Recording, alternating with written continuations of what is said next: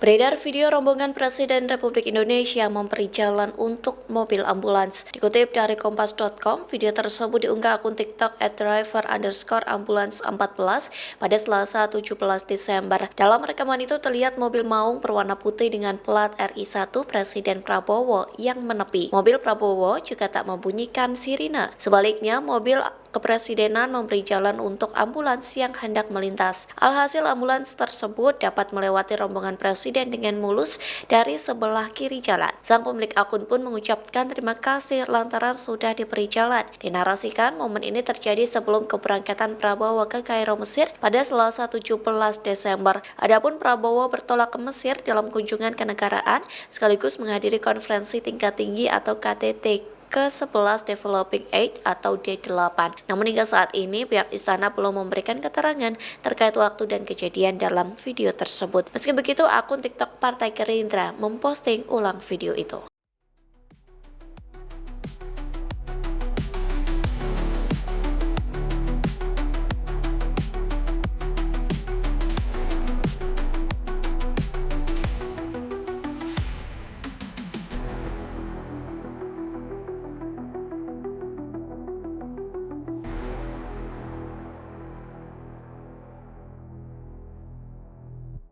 Download Tribun X sekarang, menghadirkan lokal menjadi Indonesia.